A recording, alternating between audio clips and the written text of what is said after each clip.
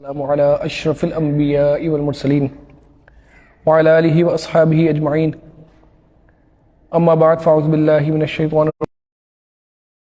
رسول الله وخاتم النبيين وكان الله بكل شيء عليما ببركته إن الله وملائكته يصلون على النبي يا أيها الذين آمنوا صلوا عليه وسلموا تسليما اللهم صل وسلم وبارك على سيدنا مولانا محمد معدن الجود والكرم وآله وبارك وسلم صلاة وسلاما عليك يا سيدي يا رسول الله وكلهم من رسول الله ملتمس غرفا من البحر أو رشفا من الديم منزه عن شريك في محاسنه فجوهر الحسن فيه غير منقسم ثم الرضا عن أبي بكر وعن عمر وعن علي وعن عثمان ذي الكرم مولاي صل وسلم دائما أبدا على حبیبک خیر الخلق کلہم بحمد اللہ تعالی، اللہ کے فضل اور کرم سے آج ہم درس سیرت کی 5ویں نشست میں موجود ہیں، اور سابقہ 4 نشستوں کے اندر ہم نے حضور علیہ الصلوۃ والسلام کے آباء و اجداد کا تفصیلاً ذکر جو ہے وہ پڑھنے کی سعادت پائی، اور ہم نے حضور علیہ الصلوۃ والسلام کے 21ویں دادا حضرت عدنان رضی اللہ تعالی عنہ تک مکمل ذکر جو ہے وہ ہم نے پڑھا، اس کو سماعت کیا اور ہم نے بیان کرنے کی سعادت پائی۔ آج کے ذکر میں انشاءاللہ حضور علیہ الصلوۃ والسلام کے والدین کریمین، یعنی آپ کے والد حضرت عبداللہ بن عبد المطلب رضی اللہ تعالی عنہ کا ذکر مبارک، اور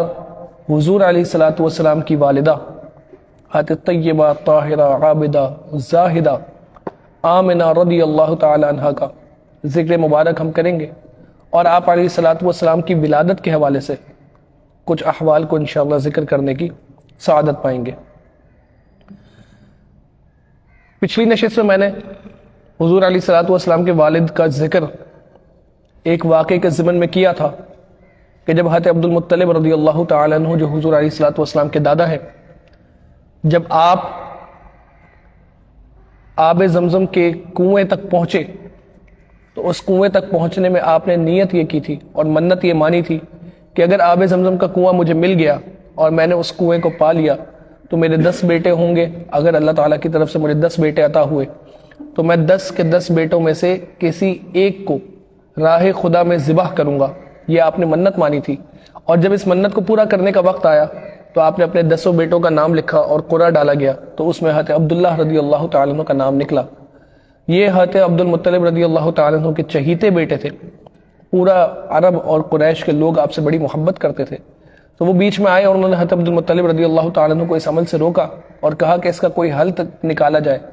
آپ اس کا کوئی ہیلا ڈھونڈے کہ جس سے جو ہے وہ حضرت عبداللہ رضی اللہ تعالیٰ عنہ کو ذبح نہ کرنا پڑے۔ تو اس کا ہیلا یہ نکلا اور اس کا حل یہ نکلا کہ آپ کے بدلے جو ہے وہ 10 اونٹ ذبح کیے جائے اور قرعہ ڈالا جائے۔ اگر قرے کی پرچی میں، یعنی قرے میں جو اس دور میں قرعہ ڈالنے کا طریقہ ہوتا تھا، اگر اس میں جو ہے وہ حضرت عبداللہ کا نام نہیں نکلتا اور 10 اونٹ نکلتے ہیں تو آپ 10 اونٹوں کو ذبح کریں، اور اگر حضرت عبداللہ کا نام دوبارہ آتا ہے تو اونٹوں کی تعداد بڑھا دیں۔ اس واقعے کو تفصیلاً ہم نے جو ہے وہ پچھلی نشست میں ذکر کیا تھا۔ اونٹوں کی تعداد جب 10 لکھی گئی اور رکھی گئی اور جو ہے وہ حضرت عبداللہ کا نام بھی قرے میں ڈالا گیا، تو قرہ جب اٹھایا گیا تو اس میں حضرت عبداللہ کا نام نکلا، تو تعداد اونٹوں کی بڑھا دی گئی، 20 اونٹ کر دیے، پھر حضرت عبداللہ کا نام آیا، 30 اونٹ کر دیے، پھر حضرت عبداللہ کا نام آیا، 40 اونٹ کر دیے، پھر حضرت عبداللہ کا نام آیا، یہاں تک کہ بڑھاتے بڑھاتے 100 اونٹ تک بات پہنچ گئی۔ اور جب 100 اونٹوں کے ساتھ حضرت عبداللہ کا نام رکھ کر قرہ نکالا گیا تو پھر 100 اونٹ نکلے، اور حضرت عبد المطلب رضی اللہ تعالیٰ عنہ نے حضرت عبداللہ کی جان کا فدیہ ادا کرتے ہوئے 100 اونٹ جو ہے وہ ذبح کیے، اور 100 اونٹوں کا جو ہے فدیہ پھر یعنی ادا کیا گیا ان کی طرف سے۔ اسی وجہ سے حضور علیہ الصلوۃ والسلام یہ بات کہا کرتے تھے، انا ابن الذبیحین، میں 2 ذبیحوں کا بیٹا ہوں، یعنی حضرت اسماعیل اور حضرت عبداللہ 2 ذبیحوں کا بیٹا ہوں میں۔ اس واقعے سے حضرت عبداللہ رضی اللہ تعالیٰ عنہ کی شہرت عرب کے اندر یہ بہت زیادہ جو ہے وہ بڑھ گئی، اور اس واقعے کے بعد معاملہ یہ ہے کہ ہمیں کتابوں میں ملتا ہے کہ حضرت عبد المطلب رضی اللہ تعالیٰ عنہ نے اب یہ ارادہ کیا کہ وہ حضرت عبداللہ کی شادی کریں۔ آپ بڑے حسین و جمیل تھے اور نور محمدی آپ کی پیشانی مبارک میں بہت واضح چمکتا تھا، اور حضرت عبداللہ رضی اللہ تعالیٰ عنہ بڑے عجائب و غرائب کے مالک تھے، اور اللہ تعالیٰ نے ان کی بڑی حفاظت کی تھی۔ کتابوں میں آتا ہے کہ ایک دفعہ حضرت عبداللہ شکار کے لیے گئے، اور شام کی طرف سے ایک بہت بڑا لشکر جو ہے وہ نکلا حضرت عبداللہ کو قتل کرنے کے ارادے سے، کیونکہ حضرت عبداللہ کی پیشانی پر نور محمدی ایسے چمکتا تھا کہ یہ بات جو ہے وہ اس دور کے شام کے لوگوں نے اور یہودیوں نے پہچان لی تھی کہ حضرت عبداللہ کی اولاد میں سے جو لڑکا ہوگا یہ آخری نبی ہوگا، نبی الزماں، اور یہ آخری نبی ہوگا۔ تو اس وقت حضرت عبداللہ کے جو دشمن بھی بڑے نکل آئے کہ اگر ہم انہیں ہی ختم کر دیں تو وہ نبی جو ہے وہ دنیا میں آئے گا ہی نہیں۔ تو ایک لشکر شام کی طرف سے حضرت عبداللہ کے قتل کے ارادے سے جو ہے وہ نکلا، اور یہی بات جو ہے وہ شیخ محقق نے اپنی کتاب میں بھی لکھی۔ اس دوران وہاں پر مدینہ کے رہنے والے ایک شخص جن کا نام تھا وہب، وہ بھی موجود تھے، اور انہوں نے دیکھا کہ ایک ایسا لشکر جو حضرت عبداللہ کو قتل کرنے کے ارادے سے جب آیا تو انہوں نے دیکھا کہ چند سوار، یعنی چند گھوڑے پہ سوار لوگ جو اس دنیا کے لوگوں کی شکل ان سے نہیں ملتی تھی، یعنی ان کی شکلیں جو تھیں وہ دنیا کے لوگوں جیسی شکلیں نہیں تھیں، وہ آگے بڑھے اور حضرت عبداللہ کا انہوں نے دفاع کیا اور حضرت عبداللہ کو انہوں نے بچایا۔ اب یہ جو وہب تھے، انہوں نے یہ جب دیکھا، یہ بالکل ایک واضح ایک معاملہ دیکھا اور ایک کرامت انہوں نے دیکھی، تو انہوں نے ارادہ کیا کہ میری بیٹی کی شادی جو ہے وہ اس لڑکے سے ہو۔ اور آپ یعنی وہب جو تھے یہ خود جو ہے وہ مدینہ کے رہنے والے ایک بڑے قبیلے کے سردار تھے اور بہت عزت دار شخص تھے، اور ان کی بیٹی تھی حضرت آمنہ رضی اللہ تعالیٰ عنہ۔ انہوں نے جو ہے وہ یہ نکاح کا پیغام اور یہ بات جو ہے کہ میرا ارادہ یہ ہے کہ میں عبد المطلب کے بیٹے عبداللہ سے اپنی بیٹی کی شادی کروں، یہ پیغام حضرت عبد المطلب تک پہنچایا۔ تو حضرت عبد المطلب خود کافی عرصے سے بڑے پریشان تھے، کیونکہ وہ حضور علیہ الصلوۃ والسلام کے ایک ایسی خاتون ڈھونڈ رہے تھے کہ جو بالکل باپردہ، پاکیزگی اور طہارت میں مشہور ہو، ان کی عفت اور ان کی عصمت جو ہے وہ مشہور ہو، جو شرف، نسب، حسب میں سب سے ممتاز ہو، یعنی شرف کے اعتبار سے، یعنی اپنے درجے میں، فضیلت کے اعتبار سے بھی وہ لوگوں میں زیادہ فضیلت والی ہو، نسب کے اعتبار سے بھی اس کا خاندان اور اس کا نسب جو ہے وہ بڑا ہو، اسی طرح جو ہے وہ حسب اور عفت، پاکیزگی اور طہارت میں بھی اس کے جو ہے وہ قصے ہوں کہ اس نے جو ہے وہ کوئی گناہ کا کام نہ کیا ہو کبھی۔ تو آپ خود ایسی خاتون ڈھونڈ رہے تھے، اور جب آپ کو پتا چلا کہ وہاب کی بیٹی آمنہ، تو حضرت آمنہ رضی اللہ تعالیٰ عنہ کا چرچا تو پہلے ہی سے ہی مشہور تھا کہ آپ بہت پاکیزہ خاتون اور بہت یعنی طہارت والی اور پاکیزگی والی خاتون تھی اور عفت والی خاتون تھی آپ، اور آپ کے جو پاکیزگی کے اور آپ کی طہارت کے چرچے تھے وہ عرب میں پہلے ہی مشہور تھے۔ حضرت عبد المطلب رضی اللہ تعالیٰ عنہ ایسی ہی عورت ڈھونڈ رہے تھے جو آپ اپنے بیٹے کے لیے، اور پھر حضرت عبد المطلب رضی اللہ تعالیٰ عنہ نے اس نکاح کا پیغام جو ہے وہ حضرت عبداللہ کا پہنچایا وہب تک کہ مجھے آپ کی بیٹی جو ہے وہ آمنہ سے شادی یعنی اپنے بیٹے عبداللہ کی شادی جو ہے وہ آپ کی بیٹی آمنہ سے کرنی ہے۔ اور حضرت آمنہ رضی اللہ تعالیٰ عنہ کا جو سلسلہ نسب تھا وہ یہ تھا کہ آپ بنو زہرہ قبیلے کی خاتون تھیں، اور آپ کے والد وہب بن عبد مناف یہ جو ہے بنو زہرہ قبیلے کے سردار تھے۔ اور حضور علیہ الصلوۃ والسلام سے شجرہ نسب کہاں ملتا ہے یہ ہم پہلے ذکر کر چکے ہیں، لیکن دوبارہ ذکر کر دوں کہ وہب جو قبیلہ بنو زہرہ کے سردار تھے اور حضرت آمنہ رضی اللہ تعالی عنہ کے والد تھے، یعنی حضور علیہ الصلوۃ والسلام کے نانا تھے، ان کے بارے میں یہ آتا ہے کہ یہ وہب بن عبد مناف بن زہرہ بن کلاب بن مرہ، تو یہ بنو زہرہ، اس کو زہرہ پڑھا جاتا ہے، تو بنو زہرہ قبیلے کے جو ہے وہ آپ سردار تھے۔ اور آپ کا جو سلسلہ نسب حضور علیہ الصلوۃ والسلام کے سلسلہ نسب سے حضرت آمنہ کا جو ملتا ہے، اس میں جو کامن اینسسٹر ہے وہ ہے کلاب بن مرہ، اللہ کے دادا بھی ہے کلاب بن مرہ، اور حضرت آمنہ رضی اللہ تعالیٰ عنہ کے دادا بھی کلاب بن مرہ ہیں، اور یہی جا کر جو ہے وہ دونوں کا شجرہ نسب ایک ہوتا ہے، یعنی یہ دونوں قریشی ہیں۔ حضرت آمنہ رضی اللہ تعالیٰ عنہ بھی قریشی تھی، آپ بھی قریشیہ تھی، اور حضور علیہ الصلوۃ والسلام کے والد حضرت عبداللہ تو تھے ہی قریشی۔ تو یہاں پر جو ہے یہ بنو زہرہ قبیلہ تھا، اور حضور علیہ الصلوۃ والسلام کا جو قبیلہ تھا وہ بنو ہاشم تھا۔ تو یہاں بنو ہاشم اور بنو زہرہ قبیلے کی دو افراد کے اندر اس طرح شادی ہوئی کہ حضور علیہ الصلوۃ والسلام کے والد حضرت عبداللہ کا نکاح حضرت آمنہ بنت وہب کے لیے بھیجا گیا، جس کو قبول کیا گیا۔ ایک روایت میں یہ بھی ملتا ہے کہ آمنہ رضی اللہ تعالی عنہ وہ اپنے چچا وہیب کے ساتھ رہا کرتی تھی، تو حضرت عبد المطلب نے نکاح کا پیغام جو ہے وہ وہب کو نہیں وہیب کو بھیجا تھا۔ دونوں روایتیں ہمیں کتابوں کے اندر ملتی ہیں۔ اسی عقد کے اندر، یعنی یہ جو نکاح کی مجلس اور محفل ہوئی کہ جس میں حضرت عبداللہ کا نکاح کا پیغام جب قبول کیا گیا، تو حضرت عبد المطلب نے وہیب کی بیٹی حالہ سے، یعنی حضرت آمنہ رضی اللہ تعالی عنہ کی کزن، کیونکہ وہیب جو ہے وہ آپ کے چچا ہے، تو وہیب کی بیٹی وہیب کی بیٹی حالہ سے حضرت عبد المطلب نے ان کے لیے نکاح کا پیغام بھیجا۔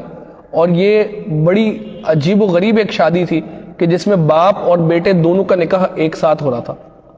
یعنی اس میں باپ کا نکاح حضرت عبداللہ کے والد حضرت عبد المطلب کا نکاح ہو رہا ہے حالہ کے ساتھ،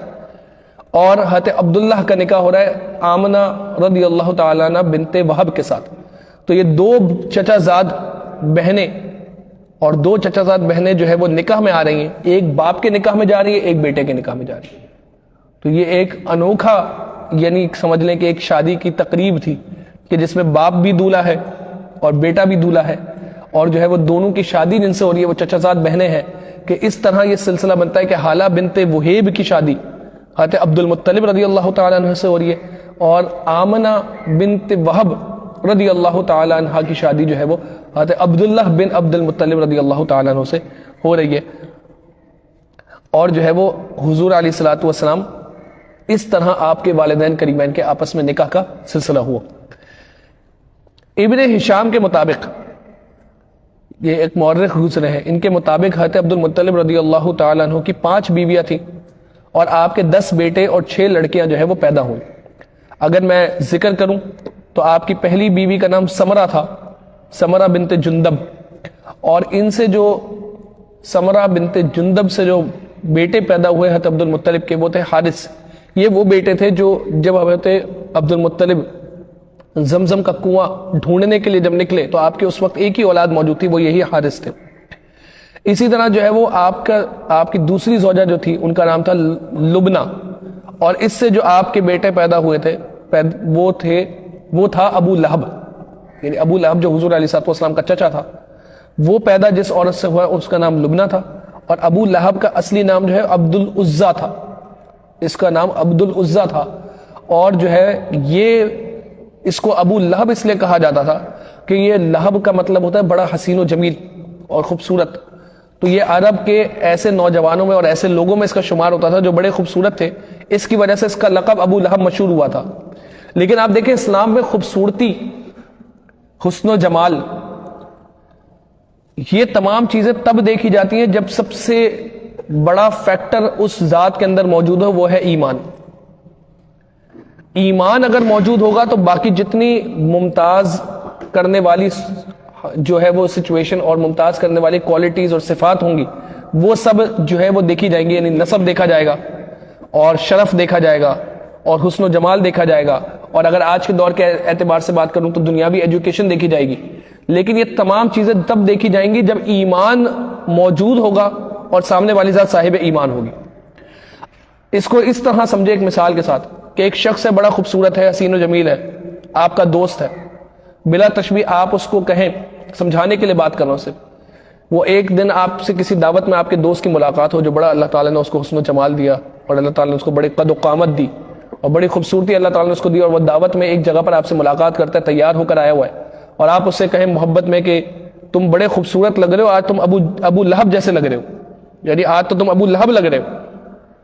تو آپ وہ بتائیں کہ وہ خوش ہوگا آپ کی اس تعریفی کلمات سے جو آپ تعریف کے طور پر کہہ رہے ہیں، یا ناراض ہوگا؟ وہ ناراض ہوگا، وہ کہے گا تم مجھے کافر سے ملا رہے ہو۔ آپ اسے کہیں نہیں میں کافر سے نہیں، ابو لہب کا مطلب ہوتا ہے خوبصورت شخص۔ ابو لہب کو لہب جو ہے وہ خوبصورتی کی وجہ سے کہا جاتا تھا، میں تو تم خوبصورت ہو اس لیے کہہ رہا ہوں۔ تو وہ کہے گا جو بھی بات ہے، بھلے عرب میں خوبصورتی کے لیے کہا جاتا ہو، لیکن ہے تو یہ شخص جس کے لیے مشہور ہوا یہ لقب، وہ تو کافر ہے، اور اس کی مذمت میں قرآن کی پوری سورت سورہ لہب بیان ہوئی، تو تم مجھے ایسے جملے کیوں کہہ رہے ہو؟ کوئی اور جملہ تم مجھے کہتے۔ تو آپ دیکھیں کوئی بھی اس ٹائٹل سے خوش نہیں ہوگا۔ اس کی وجہ کیا تھی کہ ابو لہب تھا تو خوبصورت، حسین و جمیل تو تھا، لیکن ایمان کی دولت نہیں تھی، تو ایمان کی دولت نہ ہونے کی وجہ سے دھتکار دیا گیا، رد کر دیا گیا، اور قرآن میں جب اس کی مذمت میں سورہ لہب واقع ہوئی اور اس کی بربادی کا ذکر جب قرآن نے کر دیا تو ہمیشہ ہمیشہ کے لیے یہ بات کنفرم ہو گئی اور قطعی ہو گئی کہ ابو لہب قطعی کافر ہے، جہنمی ہے، ہمیشہ ہمیشہ جہنم کے اس ایندھن میں رہے گا، اور ایک پوری بخاری کی حدیث بھی موجود ہے اس حوالے سے۔ تو کسی کو بھی ابو لہب کا ٹائٹل جو ہے وہ پسند نہیں آئے گا، لیکن وہی دوست آپ کا جو گورا چٹا ہے، خوبصورت ہے، حسین و جمیل ہے، وہ آئے آپ کے پاس اور آپ اس سے کہیں کہ تم بڑے خوبصورت لگ رہے ہو، آج تو تم بلال لگ رہے ہو، یعنی حضرت بلال سے آپ اس کو مشابہت دیں، اور آپ کہیں کہ آج تم حضرت بلال جیسے لگ رہے ہو، تو تھے حضرت بلال حبشہ کے رہنے والے، بظاہر آپ کا رنگ جو ہے وہ سیاہ تھا، بظاہر آپ کا رنگ جو ہے وہ سیاہ تھا، لیکن آپ اس خوبصورت گورے چہرے والے دوست کو آپ کہیں کہ تم حضرت بلال جیسے لگ رہے ہو، یعنی آپ مشابہت دیں خوبصورتی کے اندر۔ ایک حضرت بلال چونکہ خوبصورتی کا منبع اور مظہر تھے، اس اعتبار سے کہ آپ کے دل میں ایمانی دولت تھی، تو وہ خوش ہوگا، گلے لگائے گا، کہے گا یار تم نے کتنی تعریف کی میری، تم نے کتنے اچھے القاب کہے میرے، تم نے مجھے کتنی تعریفی جملے کہے تم نے۔ تو آپ دیکھیں خوبصورتی کا معیار ہو یا نسب ہو یا شرف ہو، یہ تمام چیزیں کنیکٹڈ ہیں ایمان کے ساتھ۔ دولت ایمان ہے تو پھر تمام چیزوں کو مانا جائے گا، پھر تمام چیزوں کا اعتبار کیا جائے گا، پھر نسب کا بھی اعتبار کیا جائے گا، پھر شرف کا بھی اعتبار کیا جائے گا، پھر دنیاوی سٹیٹس کا بھی اعتبار کیا جائے گا، لیکن اگر ایمان نہیں ہوگا تو پھر کسی چیز کا اعتبار نہیں ہوگا۔ سب سے پہلے یہی دیکھا جائے گا کہ صاحب ایمان ہے تو باقی چیزیں ہم مانتے ہیں، صاحب ایمان ہی نہیں، جب دل میں ایمان ہی نہیں اور جانا ہی اسے جہنم میں ہے اور آخرت اس کی خراب ہے، تو پھر اس کا کس بات کا، اس کی کیا حیثیت اور اس کی کیا تعریف اور اس کی کیا ویلیو۔ یہاں یہ بات سمجھنے کے لیے جو ہے وہ بہت زیادہ ضروری ہے کہ آپ دیکھیں حضرت بلال رضی اللہ تعالیٰ عنہ تھے غلام، اور حضرت بلال رضی اللہ تعالیٰ عنہ تھے حبشہ کے، سیاہ فام تھے اور غلام تھے، لیکن حضور علیہ الصلوۃ والسلام کی غلامی میں جب داخل ہوئے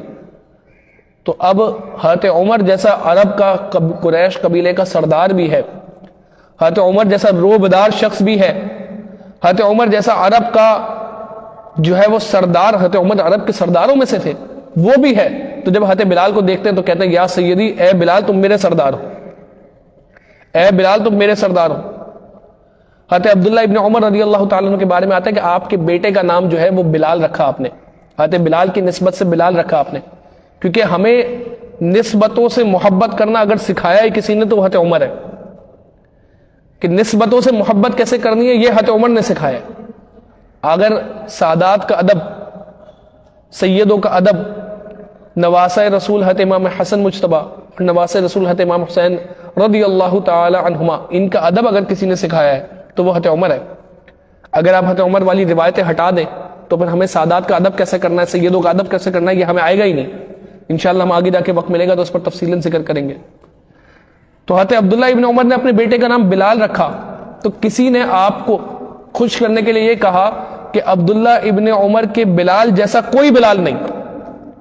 تو آپ ناراض ہوئے، یہ حضرت عمر کے بیٹے ہیں، اور روایات میں آتا ہے آپ ناراض ہوئے اور آپ نے کہا نہیں تم نے غلط بات کہی، رسول اللہ کے بلال جیسا کوئی بلال نہیں، میرے بیٹے کی کیا ویلیو،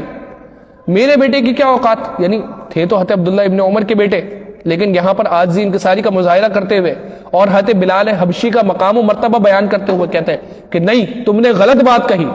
کی تو ان کو خوش کرنے کے لیے تھی نا، یہ بات تو کی ان کو خوش کرنے کے لیے تھی۔ آپ کے بیٹے کی تعریف کوئی آپ کے سامنے کرے اور آپ کو یہ کہے، بلا تشبیہ سمجھانے کے لیے بات کر رہا ہوں، کہ آپ کا بیٹا خاندان میں آپ کے بیٹے جیسا کوئی بیٹا نہیں، تو آپ تو خوش ہوں گے۔ وہ جو شخص تھا وہ یہی بات کر رہا تھا کہ عبداللہ ابن عمر کے بلال جیسا کوئی بلال نہیں، تو آپ ناراض ہوئے اور آپ جلال میں تشریف لے آئے اور آپ نے کہا نہیں تم نے غلط بات کہی، رسول اللہ کے بلال جیسا کوئی بلال نہیں،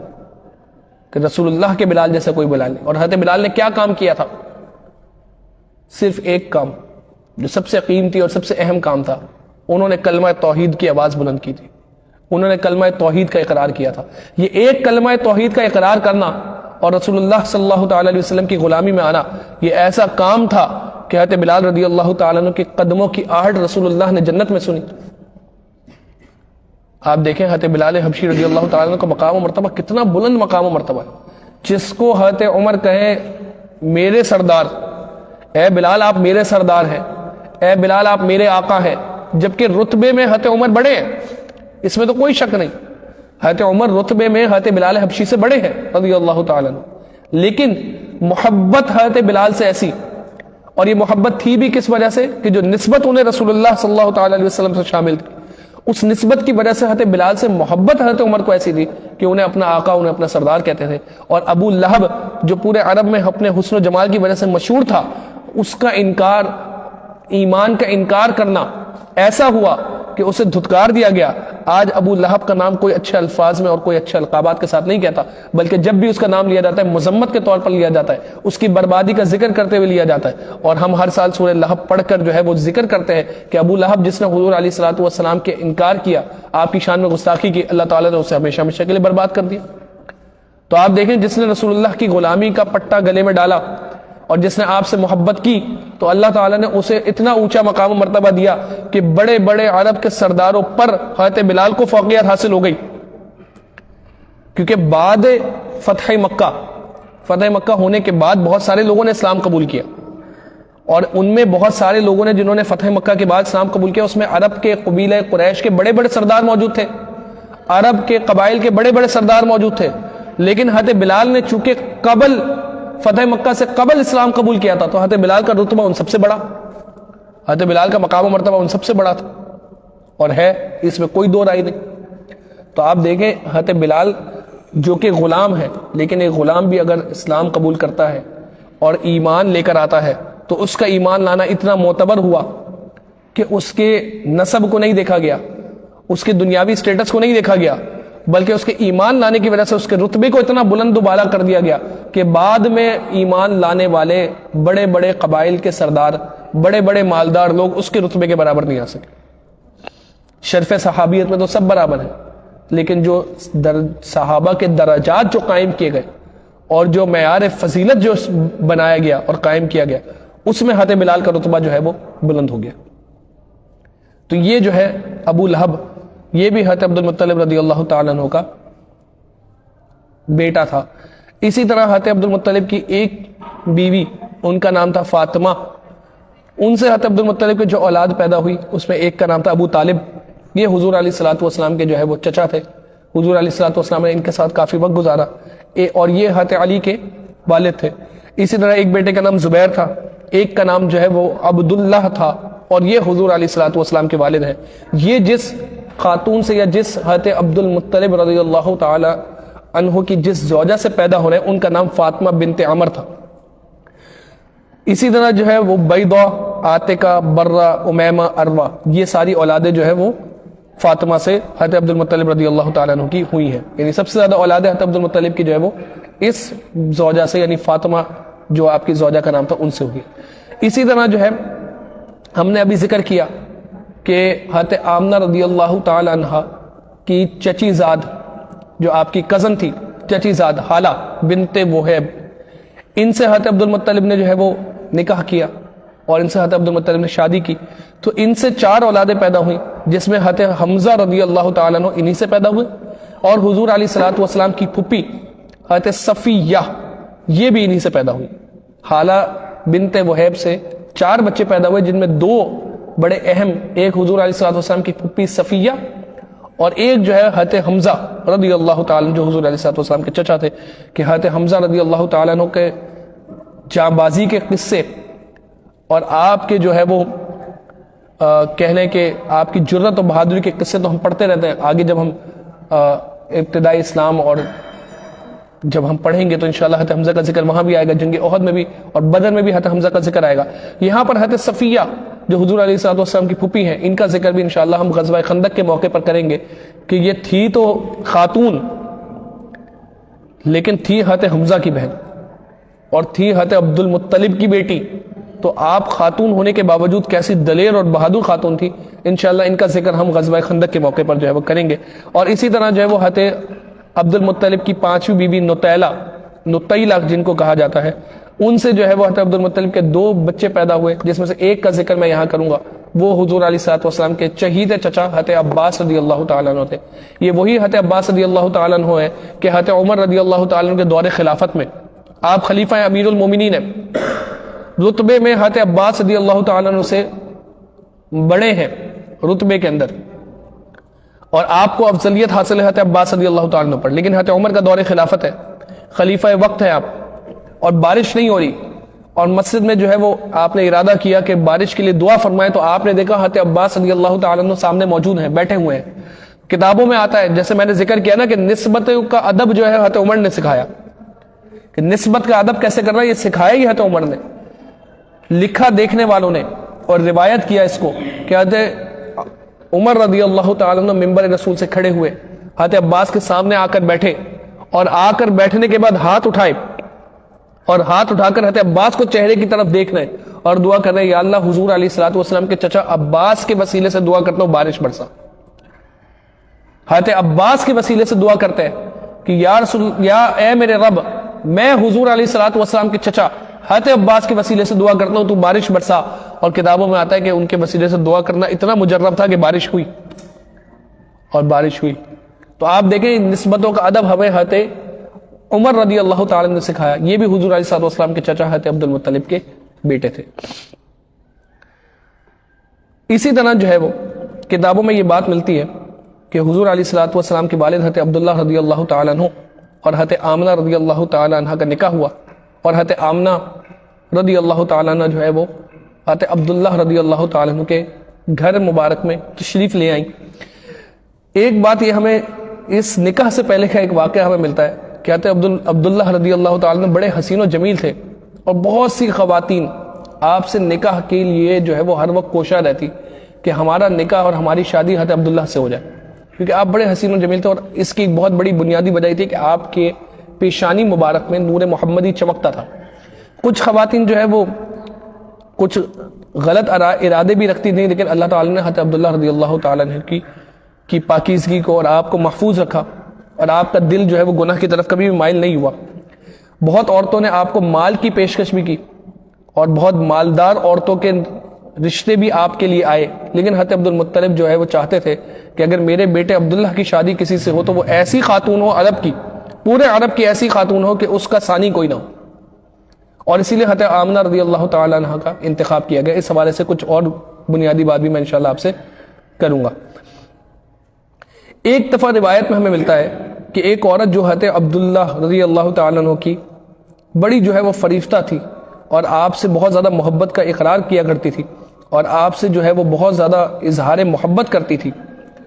تو اس نے یہ کہا تھا کہ تمہارے والد حضرت عبد المطلب نے جس طرح 100 اونٹ کا فدیہ دیا تھا نا، تو تم اگر مجھے مل جاؤ تو میں 100 اونٹ جو ہے وہ قربان کروں گی اس خوشی میں کہ مجھے تم مل گئے۔ اب جب حضرت عبداللہ رضی اللہ تعالیٰ عنہ کا نکاح حضرت آمنہ سے ہوا، اور حضور علیہ الصلوۃ والسلام جو ہے وہ حضرت آمنہ کے رحم مبارک میں منتقل ہو گئے، یعنی وہ نور محمدی جو تھا وہ اب حضرت آمنہ رضی اللہ تعالیٰ عنہ کے رحم مبارک میں منتقل ہوا، تو حضرت عبداللہ جو ہے وہ اس عورت کے پاس سے دوبارہ گزرے، تو اس عورت نے روک کے پوچھا کہ کیا تمہاری شادی ہو گئی؟ تو حضرت عبداللہ نے کہا کہ ہاں میری شادی جو ہے وہ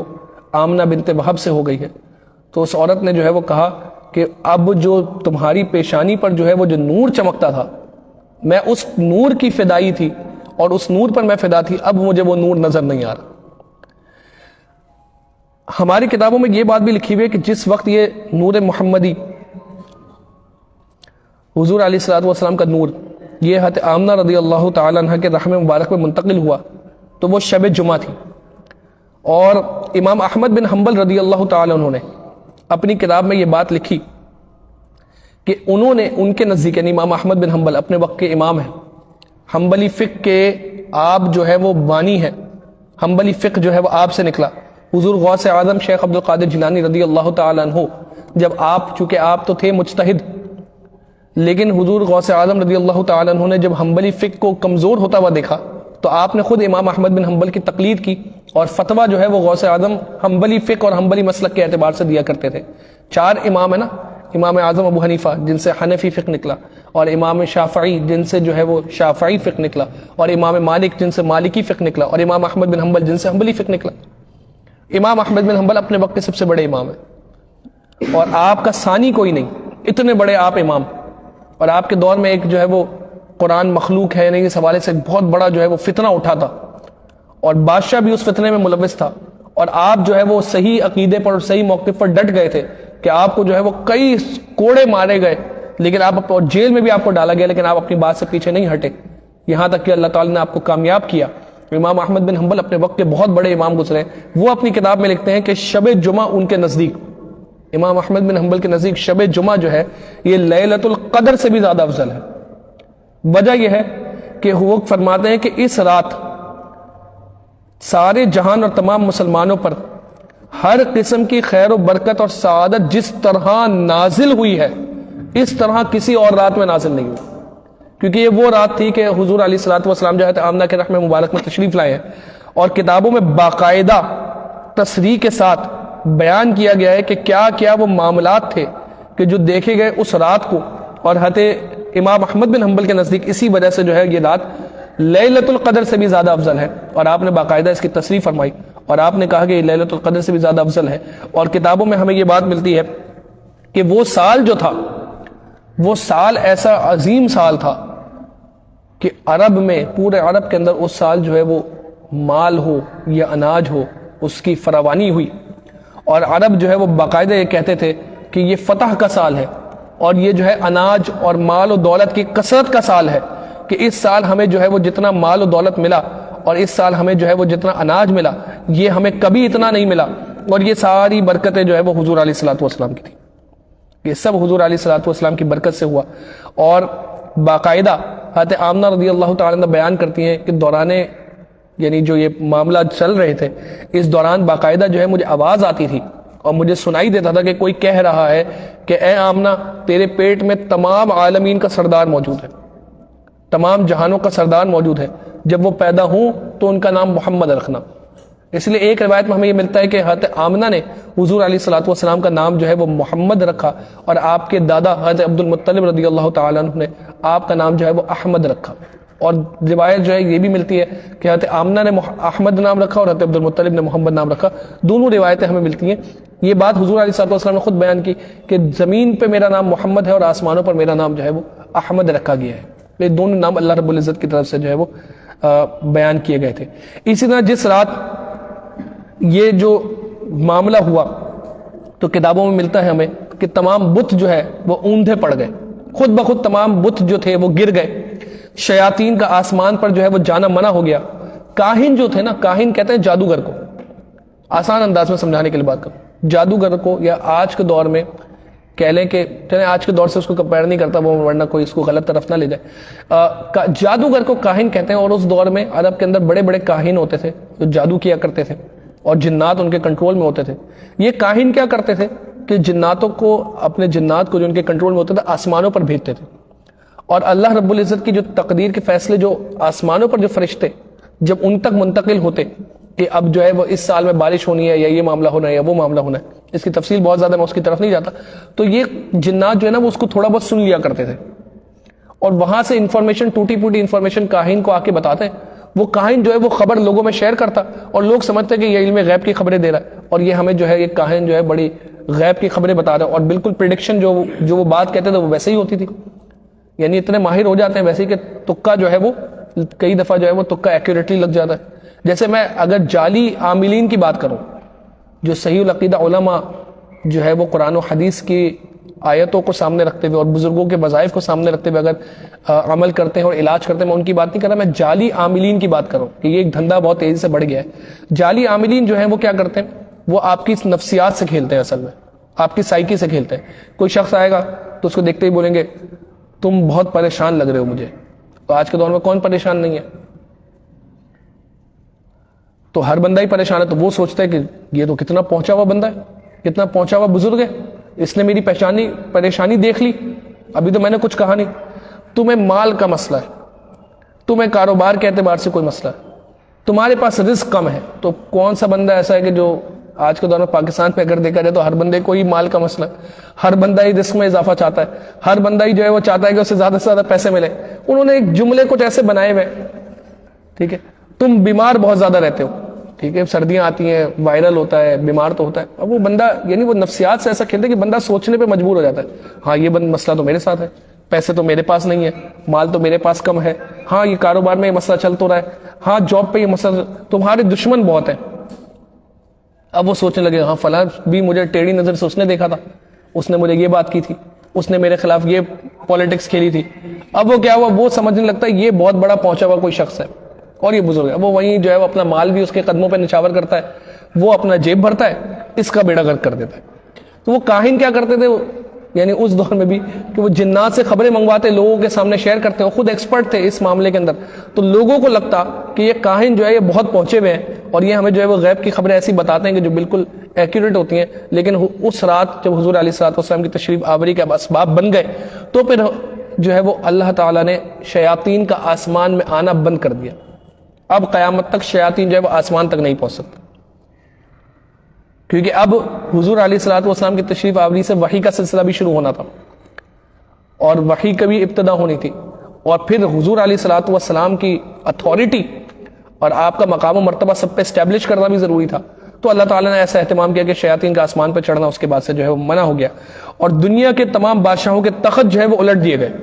انہوں نے دیکھا کہ ان کے تخت جو تھے، تخت جس پر وہ بیٹھا کرتے ان کے تخت و تاج تھے، وہ الٹ گئے. اور یہ بھی حضور علیہ الصلوۃ والسلام کی تشریف آوری کا ایک اشارہ تھا کہ اب ہمارا محبوب آ گیا. تو اب اگر کسی کا سورج چمکے گا تو وہ محمد مصطفیٰ صلی اللہ علیہ وسلم. اب اگر کسی کا تخت ہوگا تو وہ انہی کا تخت ہوگا، یعنی تخت سے مراد راج. اگر اب انہی کا کسی کا دور ہے تو وہ انہی کا دور ہے. اور در حقیقت سارے ہی دور حضور علیہ الصلوۃ والسلام کے دور ہیں. آپ سے پہلے کے ادوار بھی آپ کے ہی دور ہیں، آپ قیامت تک سارے دور آپ کے ہی دور ہیں. اس کی وجہ یہ ہے کہ آپ کے دم سے کائنات ہے، آپ کے دم سے عالم ہے، ہر چیز آپ کے دم سے ہے. اسی طرح جو ہے وہ یہ معاملہ بھی تھا کہ عرب جو ہے وہ اس سے پہلے شدید قحط میں مبتلا تھے. عرب جو ہے وہ اس سے پہلے شدید قحط میں مبتلا تھے، خاص طور پہ قریش بہت زیادہ تنگی میں مبتلا تھے، قحط میں مبتلا تھے. لیکن حضور علیہ الصلوۃ والسلام کی تشریف آوری سے یہ معاملہ ہوا کہ سارے عرب میں جو ہے وہ مال کی فراوانی ہو گئی، درختوں میں تر و تازگی آ گئی اور جو ہے وہ بارشیں برسی اور جہاں بھر جو ہے وہ سر سبز و شاداب ہو گیا. ہر جگہ جو ہے وہ نباتات اور ہر جگہ جو ہے وہ مال کی فراوانی اور زراعت کی جو ہے وہ کثرت ہو گئی کہ مال بہت آیا اس سال قریش کے پاس اور عرب کے پاس مال بہت آیا. اور یہ سارا صدقہ جو تھا وہ حضور علیہ الصلوۃ والسلام کے صدقے سے، یعنی اتنا کہ اس سال کو جو ہے وہ سنۃ الفتح والابتہاج رکھا گیا. اس سال کا نام ہی رکھ دیا کہ سنۃ الفتح والابتہاج، کہ یہ ہمارے لیے، قریش نے یہ نام رکھا کہ یہ سال ہمارے لیے یہ فتح کا سال ہے اور یہ سال ہمارے لیے مال کی فراوانی کا سال ہے. اسی دوران ایک اور واقعہ حضرت عبد المطلب رضی اللہ تعالیٰ عنہ سے متعلق، جسے ہم واقعہ اصحاب فیل کہتے ہیں، وہ بھی رونما ہوا. واقعہ ہم نے جو ہے وہ بچپن سے سنا ہوتا ہے لیکن مختصراً ہم اس واقعے کو ذکر کریں گے. حضور علیہ الصلوۃ والسلام کی ولادت شریف کو جب 55 دن باقی تھے، اور ہمیں یہ روایات میں ملتا ہے کہ آپ علیہ الصلوۃ والسلام کے والد حضرت عبداللہ جب حضور علیہ الصلوۃ والسلام کے یعنی حضرت آمنہ کے حمل مبارک کو جب 2 ماہ ہو گئے، جب حضرت آمنہ کے حمل مبارک کو 2 ماہ مکمل ہوئے تو حضور علیہ الصلوۃ والسلام کے والد کو حضرت عبد المطلب نے 2 روایتیں ملتی ہیں. ایک تو یہ کہ مدینہ منورہ بھیجا تھا کھجورے لانے کے لیے، ایک روایت یہ ملتی ہے، اور ایک روایت یہ ملتی ہے کہ تجارت کے لیے جو ہے وہ ان کو شام کی طرف بھیجا تھا، ملک شام بھیجا تھا. اور واپسی میں حضرت عبداللہ جو ہے وہ مدینہ منورہ تشریف لائے اپنے والد کے ننیال کی طرف، اور بنو عدی بن نجار اس قبیلے میں آپ ٹھہرے ہوئے تھے، اور وہیں پر جو ہے وہ آپ 1 ماہ بیمار رہے اور جو ہے وہیں پر آپ کا انتقال ہوا اور وہیں پر آپ کو دفن کیا گیا. تو دونوں روایتیں جو ہے وہ یہ کہ ایک یہ کہ حضرت عبداللہ آئے ہی مدینہ تھے، اور دوسری روایت یہ کہ حضرت عبداللہ مدینہ نہیں ملک شام کی طرف گئے تھے، واپسی میں مدینہ رکے اور مدینہ میں ہی آپ بیمار بہت زیادہ ہوئے اور وہیں پر آپ کا انتقال ہوا. اس وقت جو ہے حضور علیہ الصلوۃ والسلام کی ولادت کو 6 سے 7 مہینے جو ہے وہ باقی تھے کہ ابھی حضور علیہ الصلوۃ والسلام نے دنیا میں تشریف لانا ہے، کہ آپ کی تشریف آوری سے پہلے ہی حضرت عبداللہ آپ کے والد کا انتقال ہوا اور آپ پہلے ہی جو ہے وہ یہ والد حضرت عبداللہ جو ہے وہ دنیا سے تشریف لے گئے. حضرت عبداللہ کا جو طریقہ تھا، یعنی جو مال وراثت آپ چھوڑ کر گئے تھے، اس میں ایک لونڈی تھی جن کا نام تھا ایمن، اور جو ہے 5 اونٹ تھے اور کچھ بکریاں تھیں. اسی طرح اب جب حضور علیہ الصلوۃ والسلام کی ولادت کو 55 دن رہ گئے تو معاملہ جو ہے وہ یہ ہوا کہ جو اصحاب فیل کا واقعہ جو ہم بیان کرتے ہیں وہ یہ کہ حبشہ کی طرف سے ایک گورنر تھا مقرر، اس کا نام تھا ابرہہ. اس ابرہہ نے جو ہے وہ صنعاء شہر کے اندر ایک بہت بڑا جو ہے وہ کلیسا بنایا، ایک بہت بڑا، سمجھ لیں آج کے دور میں آسان انداز میں بیان کرنے کے لیے ایک چرچ بنایا، ایک عبادت گاہ بنائی، اور بہت عالی شان اور خوبصورت اس نے عبادت گاہ بنائی، اور اس لیے بنائی کہ لوگ جو ہے پوری دنیا سے لوگ جو ہے وہ خانہ کعبہ کی طرف جاتے ہیں اور وہاں پر ہر سال حج کرتے ہیں، طواف کرتے ہیں۔ اب وہ لوگ خانہ کعبہ کو چھوڑ کر جو ہے وہ یہاں پر آئیں یمن کی طرف، اور صنعاء شہر میں آ کر اس کلیسے میں عبادت کریں، اس کلیسے کا طواف کریں، اور اس عبادت گاہ کا جو ہے وہ یہاں پر آ کے عبادت کریں۔ تو اس نے اس نیت سے کہ لوگوں کو عرب سے اور مکہ المکرمہ سے دور کر کے یہاں اپنی طرف لے کر آئے، اس لیے اس نے جو ہے وہ ایک بہت بڑا کلیسا بنایا۔ تو بنی کنانہ جو قریش کا ہی ایک قبیلہ تھا، بنی کنانہ، اس کے ایک شخص کو جب پتہ چلا کہ یہ لوگ جو ہے، یہ ابرہہ جو ہے چاہتا ہے کہ لوگ خانہ کعبہ کو چھوڑ کر اور اللہ کے گھر کو چھوڑ کر اور ہماری عبادت گاہ کو چھوڑ کر وہاں جائیں، تو اس کو بڑا غصہ آیا، اور وہ جو ہے اس نے صنعاء شہر کا ارادہ کیا، اور وہ صنعاء شہر گیا، اور جانے کے بعد جو ہے اس نے اس کلیسے کے اندر جا کے نجاست اور گندگی کر دی۔ اب جب ابرہہ کو پتہ چلا کہ میری عبادت گاہ جو میں نے بنائی اس کی بے حرمتی کی گئی اور اس کی توہین کی گئی، اس کو بڑا غصہ آیا، اور اس نے جو ہے وہ قسم کھائی کہ میں جو ہے وہ اب کعبے کی معاذ اللہ اس نے قسم کھائی کہ اینٹ سے اینٹ بجا دوں گا، اور میں کعبۃ اللہ شریف کو جو ہے وہ توڑ دوں گا اور اس کا اینٹ سے اینٹ بجا دوں گا۔ اور اس نے ہاتھیوں کا، یعنی اپنی فوج ایک بہت بڑی بنائی جس میں اس نے بڑے بڑے ہاتھی لیے، اور ہاتھیوں کا لشکر لے کر جو ہے وہ مکہ المکرمہ کی طرف گیا، اس نیت سے کہ جو ہے میں خانہ کعبہ کو جو ہے وہ ڈھا دوں گا اور خانہ کعبہ کی عمارت کو گرا دوں گا اور پورے مکہ پر جو ہے وہ کنٹرول کر لوں گا، اس نیت سے وہ جو ہے وہاں پر پہنچا۔ اب ہوا یہ کہ وہ مکہ کے قریب جو ہے رک گیا، اور اس نے اپنے کچھ لڑکے بھیجے سمجھانے کے لیے، مطلب انداز میں، کہ جا کر جو ہے وہ مکہ کے لوگوں کو تنگ کرو اور مکہ کے لوگوں کو جو ہے پریشان کرو۔ تو اس کے لشکر کے جو لوگ تھے، جو افراد تھے، انہوں نے کیا کیا، کسی نے جو ہے وہ کسی کی عرب کے لوگوں کے، یعنی مکہ کے لوگوں کی اونٹ چرا لیے، کسی نے بکریاں چرا لی، کسی نے کسی طریقے سے تنگ کیا، کسی نے کسی طریقے سے تنگ کیا۔ تو سارے لوگ جو ہے وہ حضرت عبد المطلب رضی اللہ تعالیٰ عنہ کے پاس تشریف لائے، کہا آپ ہمارے بڑے ہیں، جو حضور علیہ السلام کے دادا تھے، کہا آپ ہمارے بڑے ہیں، آپ قریش کے سرداروں میں سے ہیں، آپ جا کر ابرہہ سے بات کریں اور اس کو کہے کہ بھائی ہمارا مال واپس کرو، ہمیں جو تم نے ہماری بکریاں چوری کی ہیں اور تم نے ہمارے جو اونٹ چوری کیے ہیں وہ واپس کرو۔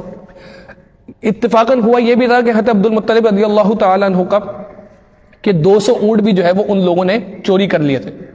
تو انہوں نے کہا، جو عرب قریش کے لوگ تھے، کہ آپ کے بھی 200 اونٹ لیے ہیں، ہماری بکریاں ہیں، کسی کے اونٹ ہیں، کسی کا کیا ہے، کسی کا کیا ہے، تو آپ جا کے بات کریں، آپ ہمارے بڑے ہیں، آپ ہمارے سردار ہیں اور ہم آپ پر جو ہے بھروسہ کرتے ہیں، تو آپ جا کر بات کریں اور آپ جا کر جو ہے وہ اس سے کہیں کہ بھائی ہمارا مال تو واپس کرو۔ تو ابرہہ کے پاس حضرت عبد المطلب گئے اور ابرہہ نے پوچھا کہ کیا چاہتے ہو؟ تو حضرت عبد المطلب رضی اللہ تعالیٰ عنہ نے کہا کہ میں چاہتا ہوں کہ میرے اونٹ واپس کر دو، باقی لوگوں کا جو مال ہے وہ واپس کرو۔ تو ابرہہ بڑا حیران ہوا اور اس نے کہا کہ آپ کو پتہ ہے میں کس کام کے لیے آیا ہوں؟ حضرت عبد المطلب نے کہا مجھے پتہ ہے کس کام کے لیے آیا ہوں۔ تو کہا آپ کو اپنے اونٹوں کی فکر ہے، جو آپ کے اور آپ کے آبا و اجداد کا جو دین ہے، اور وہ خانہ کعبہ جس کو آپ کہنا یہ اللہ کا گھر ہے، جس میں آپ کے آبا و اجداد جس کے ارد گرد طواف کرتے ہیں، میں اس عمارت کو گرانے آیا ہوں اور آپ اس کے بارے میں کوئی بات نہیں کرتے۔ ہونا تو یہ چاہیے تھا کہ آپ آ کے مجھے کہتے کہ حضرت عبد المطلب کو یہ کہہ رہا ہے، ہونا تو یہ چاہیے تھا کہ آپ آ کر مجھے کہتے کہ بھئی خانہ کعبہ پر حملہ نہیں کرو، خانہ کعبہ کی عمارت کو نہ گراؤ، یہ ہماری مقدس عمارت ہے، یہ ہماری عبادت گاہ ہے، ہم اس کے ارد گرد طواف کرتے ہیں، تو تم یہ کام نہ کرو۔ تو وہ بڑا حیران ہوا، کہا آپ اس کے بارے میں کوئی بات نہیں کرتے اور آپ کو اپنے اونٹوں کی اور اپنے مال کی پرواہ ہے؟ حضرت عبد المطلب نے تاریخی اس کو جواب دیا اور آپ نے کہا کہ میں تو اونٹوں کا مالک ہوں، میں جو ہے وہ اونٹوں کا مالک ہوں، اس لیے میں اونٹوں کی بات کرتا ہوں، خانہ کعبہ کو جو مالک ہے وہ اپنے گھر کو خود بچا لے گا۔ تو ابرہہ نے غصے میں کہا کہ خانہ کعبہ کو مجھ سے کوئی نہیں بچا سکتا۔ تو حضرت عبد المطلب نے کہا پھر تم جانو اور وہ جانے۔ اس گفتگو کے بعد جو ہے حضرت عبد المطلب کے اونٹ وغیرہ اس نے واپس کیے اور آپ نے اپنے اونٹ وغیرہ لیے اور جو سارا سامان تھا، سارا سامان وہ لے کر جو ہے وہ آپ مکہ مکرمہ تشریف لائے، اور آپ نے قریش سے کہا کہ ابھی مکہ پر حملہ ہونے والا ہے، تم مکہ چھوڑ کے یہاں سے آگے بڑھ جاؤ تاکہ تم اور تمہارے گھر والے اس حملے سے بچ جائیں، محفوظ ہو جائیں۔ اور آپ نے جو ہے وہ ان سب کو کہا کہ تم پناہ اختیار کرو، یہاں سے نکلو، اور قریش کے لوگوں سے آپ نے کہا اور لوگ نکلنا شروع ہے۔ اور خود کتابوں میں آتا ہے کہ چند آدمیوں کو آپ نے ساتھ لیا اور آپ خانہ کعبہ کے پاس گئے اور خانہ کعبہ کی دیوار پکڑ کے، خانہ کعبہ کی دیوار کو اور خانہ کعبہ کے دروازے کو پکڑ کے، کتابوں میں ملتا ہے کہ دروازے کو پکڑ کے آپ نے اللہ تعالیٰ کی بارگاہ میں دعا کی کہ یا اللہ تو اپنے گھر کی حفاظت فرما، اور اللہ تعالیٰ کی بارگاہ میں دعا کر کے جو ہے وہ آپ خود بھی وہاں سے جو ہے پہاڑوں کی طرف جو ہے وہ پناہ کے لیے نکل گئے۔ اب ابرہہ نے جو ہے وہ جب خانہ کعبہ کو گرانے کا اور معاذ اللہ خانہ کعبہ کو ڈھانے کا ارادہ کیا تو اس نے اپنے ہاتھی کو لیا اور ہاتھی کو لے کر جو ہے وہ جیسے ہی اس نے مکہ کی طرف اس کا رخ کیا، اس کا ہاتھی چلنے کے لیے تیار ہی نہیں ہو۔ ہاتھیوں کا لشکر ہے اور ہاتھیوں کے ذریعے خانہ کعبہ کو گرانے آیا تھا، تو جیسے ہی مکہ کی طرف ہاتھیوں کا رخ کیا اور ہاتھیوں کو وہ ہانکتے، ہاتھیوں کو مارتے، ان کو چلانے کے لیے حربہ اختیار کرتے، وہ ہاتھی مکہ کی ڈائریکشن میں چلتے ہی نہیں۔ مثال کے طور پر یہاں اگر اس ڈائریکشن، جیسے ہمارے یہاں پر اس طرف قبلہ ہے، تو اس ڈائریکشن میں اگر مکہ ہے اور اس ڈائریکشن میں وہ لے کے جا رہے ہیں، تو ہاتھی جو ہے وہ اس ڈائریکشن میں چلنے کے لیے تیار ہی نہیں۔ اور جیسے ہی ہاتھی کا رخ کسی اور طرف کرتا تو ہاتھی تیز تیز چلنے لگتے، یعنی اس طرف مکہ ہے تو اس طرف جو ہے وہ ہاتھیوں کا رخ کیا تو ہاتھی چل نہیں رہے، اور کسی اور طرف رخ کرو تو اس طرف تیزی سے بھاگنے لگتے۔ اب جب دوسری طرف ہاتھی بھاگنے لگتے دوبارہ ان کا رخ اس طرف کرتے، ہاتھی دوبارہ رک جاتے، وہیں سٹاپ ہو جاتے۔ تو پھر جب کافی دیر تک وہ کوشش کرتا رہا، ہاتھی آگے بڑھنے کے لیے تیار ہی نہیں ہوئے مکہ کی طرف، ابھی بھی اس کو عقل نہیں آئی، سمجھ نہیں پایا وہ کہ کیا معاملہ ہے۔ اس نے اپنے لشکر سے کہا کہ ٹھیک ہے، پھر ہم بغیر ہاتھیوں کے ہی پیدل جائیں گے مکہ کے اندر اور خانہ کعبہ کی دیوار پر حملہ کریں گے اور خانہ کعبہ کی عمارت پر حملہ کریں گے۔ پیدل چلنے لگے وہ، تو اللہ تعالیٰ نے جو ہے وہ ابابیل، چھوٹا سا پرندہ ہوتا ہے، بہت چھوٹا سا پرندہ ابابیل، اللہ تعالیٰ نے ابابیل کے جھنڈ اور غول کے غول بھیجے، اور ابابیل کے جو پرندہ تھا اس کی ایک چونچ میں کنکری ہوتی تھی اور اس کے 2 پنجوں کے اندر ایک کنکری ہوتی تھی، یعنی ہر ابابیل کی چونچ کے اندر ایک اور پنجوں کے اندر ایک کنکری، 3 کنکریاں ہر ابابیل کے پاس ہوتی تھیں۔ اللہ تعالیٰ نے ابابیل کے غول بھیجے، اور کتابوں میں یہ بات ملتی ہے اور سورہ فیل میں بھی یہ واقعہ ہمیں ملتا ہے کہ وہ کنکری جس شخص پر لگتی وہ ہلاک ہو جاتا، وہ اگر کسی ہاتھی پر لگتی وہ ہاتھی ہلاک ہو جاتا، جس پر وہ کنکری گرتی، کنکری گرتے ہی وہ ہلاک ہو جاتا۔ آپ دیکھیں وہ ہاتھیوں کا لشکر لے کر آئے تھے، ہاتھی کے سامنے ایک چھوٹے سے پرندے کی کیا حیثیت ہے، انسان کے سامنے اس چھوٹے سے پرندے کی کیا حیثیت ہے، لیکن اللہ تعالیٰ نے یہ بتا دیا سامنے والے کو عاجز کرنے کے لیے کہ وہ رب ہے، اس کی قدرت ایسی کامل ہے کہ وہ جو چاہے کر سکتا ہے۔ تم بڑے سے بڑا لشکر لے آؤ، ہم اس بڑے سے بڑے لشکر کو لانے کے لیے تمہارے سامنے بڑی مخلوق نہیں لے کر آئیں گے، بلکہ ہمارا چھوٹا سا پرندہ بھی اس لشکر کو ختم کرنے کے لیے کافی ہوا۔ اگر ایک ابابیل بھی ہوتی تو وہ رب ہے، وہ چاہتا ایک ابابیل سے بھی جو ہے وہ پورے لشکر کو ختم کر دیتا، وہ رب ہے۔ آپ دیکھیں نمرود کو جس نے خدائی کا دعویٰ کیا تھا، اس کو ختم کرنے کے لیے ایک چھوٹا سا مچھر، اور مچھر بھی ایسا کہ جو ناقص تھا، یعنی کاڑا مچھر تھا اور اڑتا بھی جو ہے وہ صحیح سے نہیں تھا، اس ایک مچھر کے لیے، اس ایک مچھر سے اللہ تعالیٰ نے نمرود کا جس نے خدائی کا دعویٰ کیا تھا، اللہ تعالیٰ کے مقابلے میں اس نے اپنے آپ کو لا کے کھڑا کیا تھا، اس کو اللہ تعالیٰ نے جو ہے وہ ہلاک کیا اور ختم کیا، اور ختم بھی ایسا ہوا کہ جوتے کھا کھا کے جو ہے وہ موت کے منہ میں پہنچا اور ڈھایا گیا۔ تو وہ رب ہے، وہ چاہے تو پورا جو ہے وہ تختہ ایک ساتھ پلٹ دے، چاہے تو وہ اپنے قدرت کا مظاہرہ جو ہے وہ ایک چھوٹے سے پرندے سے کرے، چاہے تو قدرت کا مظاہرہ جو ہے وہ مچھر سے کرے، وہ رب ہے، وہ جو چاہے کر سکتا ہے۔ اسی طریقے سے جو ہے وہ ہمیں یہاں پر اس واقعے کو دیکھنے کے بعد جو ہے وہ پتہ چلتا ہے کہ حضور علیہ الصلوۃ والسلام کے معجزات کا ظہور وہ آپ کی ولادت سے پہلے ہی ہو رہا تھا۔ آپ اس بات کو سمجھے، اگر ابرہہ مکہ پر قابض ہو جاتا تو وہ عرب کے لوگوں کو اور قریش کے لوگوں کو جو ہے وہ غلام بنا لیتا اپنا، اور ایسا کیسے ممکن تھا کہ کائنات کے آقا اور کائنات کے سردار جو ہے وہ اس وقت آ رہے ہیں جب ان کی قوم جو ہے وہ غلام بنی ہوئی ہے۔ تو اس لیے اللہ تعالیٰ نے جو ہے وہ حضور علیہ الصلوۃ والسلام کی حفاظت فرمائی، اور اللہ تعالیٰ نے حضور علیہ الصلوۃ والسلام کو جو ہے وہ بچا کے رکھا، اور جو ہے وہ اسی طرح اللہ تعالیٰ نے اپنے گھر کی حفاظت جو ہے وہ ابابیل کے ذریعے جو ہے وہ فرمائی۔ اسی طرح جو ہے وہ جب حمل مبارک کو جب 9 ماہ مکمل ہو گئے تو حضور علیہ الصلوۃ والسلام جو ہے وہ 12 ربیع الاول کو فجر کے وقت، یعنی فجر سے کچھ لمحہ پہلے، جسے ہم صبح بہارا کا وقت کہتے ہیں، اور اس وقت جو ہے وہ ہم عبادت کرتے ہیں، بڑی برکت والا وقت ہوتا ہے۔ اس وقت جو ہے حضور علیہ الصلوۃ والسلام پیدا ہوئے، کتابوں میں ملتا ہے کہ دونوں ہاتھ آپ نے زمین پر رکھے ہوئے تھے، اور آپ کا سر مبارک جو ہے وہ آسمان کی طرف اٹھا ہوا تھا، بدن آپ کا بالکل پاکیزہ تھا، یعنی بچے کی جب ولادت ہوتی ہے بلا تشبیہ، جب ایک بچے کی ولادت ہوتی ہے بدن جو ہے وہ نجاست سے لتھڑا ہوا ہوتا ہے، لیکن حضور علیہ الصلوۃ والسلام جب تشریف لائے اور آپ کی جب ولادت مبارک ہوئی تو آپ کا بدن بالکل پاکیزہ تھا، اور کتابوں میں یہ بات ملتی ہے کہ حضرت حامنہ رضی اللہ تعالی عنہا کو تو معلوم ہی نہیں تھا کہ آپ حمل سے ہیں، یعنی حضور علیہ الصلوۃ والسلام کے حمل حمل مبارک اتنا آسان تھا حضرت آمنہ رضی اللہ تعالیٰ عنہ پر کہ آپ کو جو ہے وہ معلوم ہی نہیں تھا، بس یہ تھا کہ آپ کے جو ماہواری تھا وہ بند ہو گیا تھا، جس سے اس کی طرف اشارہ تھا کہ آپ کے رحم مبارک میں جو ہے وہ حمل ٹھہر گیا ہے۔ اور جو ہے وہ یہ بھی کتابوں میں ملتا ہے کہ حضرت آمنہ رضی اللہ تعالیٰ عنہ کسی قسم کی کوئی تکلیف سے اس پورے معاملے میں کوئی تکلیف سے نہیں گزری، اور آپ کو یہ بھی کتابوں میں ملتا ہے کہ کسی نے ندا دی اور آپ کو آواز آئی کہ جو ہے وہ اے آمنہ تم حمل سے ہو، تو گویا آپ خود یہ بیان کرتے ہیں کہ مجھے باقاعدہ جو ہے وہ یہ آواز آئی کہ تم حمل سے ہو، اور جو ہے وہ خود حضرت آمنہ بیان کرتے ہیں کہ جب حضور علیہ الصلوۃ والسلام کی یعنی اب یہ واقعہ جو پیدائش کے ہیں کہ جب تشریف لائے تو بدن بالکل پاکیزہ صاف ستھرا اور تیز خوشبو آپ کے جسم مبارک سے آ رہی تھی، اس وقت بھی تیز خوشبو آپ کے جسم مبارک سے جو ہے وہ آئی بھی تھی، ختنہ ہوا تھا آپ کا، یعنی ختنہ آپ کا جو ہے وہ اللہ رب العزت نے اس حال میں آپ کو پیدا کیا تھا کہ ختنہ آپ کا ہوا تھا، ناف آپ کی جو ہے وہ بریدہ تھی، یعنی صحیح سلامت بنی ہوئی ناف تھی۔ اب یہ سارے وہ معاملات ہیں کہ جو آہستہ آہستہ کر کے ہوتے ہیں، بچے کا ختنہ فوراً سے نہیں ہوتا، کچھ مہینوں بعد جو ہے وہ اس کا ختنہ کروایا جاتا ہے، ناف جو ہے وہ اس کی سالم ہوتی ہے آہستہ آہستہ آہستہ کر کے۔ اسی طرح جو ہے بچہ جب پیدا ہوتا ہے تو نجاست میں لطف ہوتا ہے، اسے صاف کیا جاتا ہے، لیکن یہ معاملہ حضور علیہ الصلوۃ والسلام کے لیے نہیں تھا، ناف بریدہ تھی آپ کی، ختنہ ہوا تھا، تیز خوشبو آپ کے جسم مبارک سے یعنی باقاعدہ جو ہے وہ سونگی جا رہی سکتی تھی، اور بدن بالکل پاکیزہ تھا، اور چہرہ مبارک 14ویں کی رات سے زیادہ روشن تھا، اور آپ کے دونوں شانوں کے درمیان، دونوں کندھوں مبارک کے درمیان جو ہے مہر نبوت، یہ مہر نبوت کیا ہے اس کو ہم آگے میں اس کو ڈسکرائب کروں گا کتاب جب ہم حضور علیہ الصلوۃ والسلام کے شمائل پڑھیں گے۔ مہر نبوت ایک نشان اور ایک علامت تھا حضور علیہ الصلوۃ والسلام کے دونوں شانوں کے درمیان، آپ کے پیٹھ مبارک پر ایک ایسا نشان تھا جو سابقہ یعنی اللہ رب العزت نے کتابیں قرآن سے پہلے نازل کی تھی، اس میں بیان کیا گیا تھا کہ جو آخری نبی آئے گا اس کے دونوں شانوں کے درمیان جو ہے وہ ایک مہر نبوت ہوگا، اس طرح کا ایک نشان ہوگا، اور یہ علامت ہوگا کہ یہ بچہ اللہ کا آخری نبی ہے۔ تو وہ مہر نبوت جو تھا بالکل واضح تھا، اور عرب کے لوگوں نے اور یہودیوں نے پہچاننے کی جو ایک علامت اور عیسائیوں نے پہچاننے کی جو علامت ایک حضور علیہ الصلوۃ والسلام کی رکھی تھی وہ مہر نبوت رکھا تھا